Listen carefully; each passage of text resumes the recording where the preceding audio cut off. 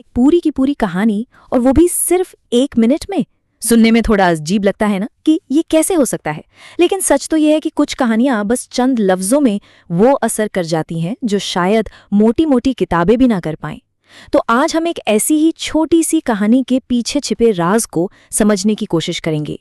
ये देखेंगे कि कैसे शब्दों का सही ताना बाना एक छोटा सा जादू बुन सकता है। तो चलिए सबसे पहले उस कहानी को ही देख लेते हैं जिसकी हम बात कर रहे हैं। स्क्रीन पर जो कहानी है उसे एक बार आराम से पढ़िए और महसूस करने की कोशिश कीजिए।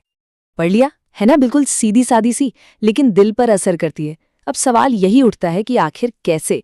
कुछ ही तो वाक्य हैं, ऐसा क्या खास है इनमें जो ये इतना गहरा असर छोड़ जाते हैं? चलिए इसी गुत्थी को सुलझाते हैं और इस कहानी की बनावट को थोड़ा और करीब से देखते हैं। देखिए, कोई भी अच्छी कहानी एक पेंटिंग की तरह होती है, और पेंटिंग बनाने से पहले क्या चाहिए? एक खाली कैनवस। तो कहानी का पहला कदम होता है वही कैनवस तैयार करना, एक दुनिया बनाना जहां कहानी के रंग भरे जा सकें। अब जरा कहानी के इन शुरुआती लाइनों पर गौर कीजिए।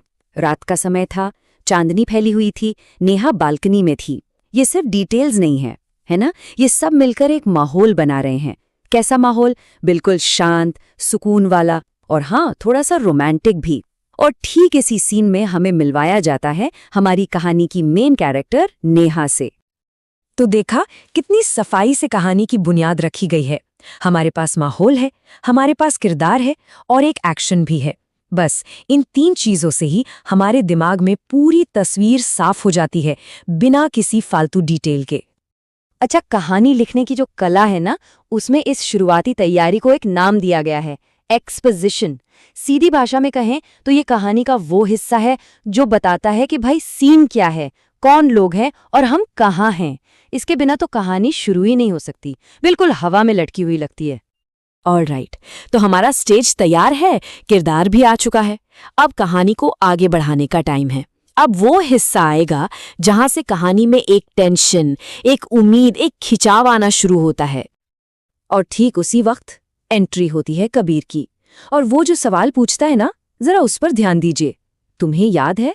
ये सिर्फ एक सवाल नहीं है, ये एक चिंगारी है जो अतीत की एक खूबसूरत याद को सुलगा देती है। बस यहीं से कहानी का असली मोड़ आता है। और फिर आता है नेहा का जवाब। वो सिर्फ हाँ में सिर नहीं हिलाती, वो उस याद से जुड़े एक वादे को जिंदा कर देती है। तुमने कहा था। सोचिए, इस एक लाइन ने कहानी में कितना वजन डाल दिया। अब पढ़ने वाले के मन में तुरंत एक सवाल उठता है, तो क्या वो दिन आज आ गया है?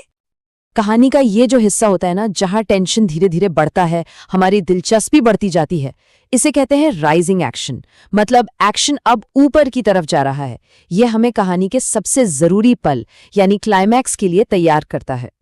और अब आता है वो लम्हा जिसके लिए अब तक की सारी तैयारी की गई थी। कहानी का सबसे अहम मोड़, इसका पीक, जिसे हम कहते हैं क्लाइमैक्स।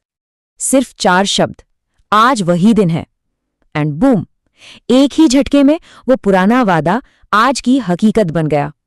ये वही पल है जिसका इंतजार ना सिर्फ नेहा बल्कि हम सब भी कर रहे थे। जी हाँ, यही है कहानी का शिखर, द क्लाइमैक्स। वो एक पल जो सब कुछ बदल देता है। अच्छा, क्लाइमैक्स के ठीक बाद क्या होता है? कहानी कहती है हवा ठहर गई, दुनिया चुप हो गई। ये सिर्फ पोएटिक लाइनें नहीं हैं, ये उस पल के असर को दिखा रही हैं, किरदारों के दिल की हालत बयां कर रही हैं। क्लाइमैक्स के बाद का ये जो ठहराव होता है, इसे कहते हैं फॉलिंग एक्शन। और इस कहानी की खूबसूरती या कहें चालाकी यही है। लेखक ने क्लाइमैक्स और फॉलिंग एक्शन यानी उसके असर को एक साथ मिला दिया है। पहले वादा पूरा होता है और अगले ही पल हम उस एहसास की गहराई में उतर जाते हैं। सच में कमाल की लिखावट है। तो ठीक है, कहानी अपने पीक पर पहुंच गई, इमोशन भी महसूस हो गया, तो अब क्या? कहानी खत्म? पर रुकिए, इस कहानी का अंत वैसा नहीं है जैसा हम आम तौर पर देखते हैं। कहानी को एक नतीजे पर खत्म करने के बजाय लेखक क्या करता है? वो एक सवाल पूछता है। मतलब वो गेंद हमारे कोर्ट में डाल देता है। जवाब देने के बजाय वो हमसे ही पूछ लेता है। ये वाकई में एक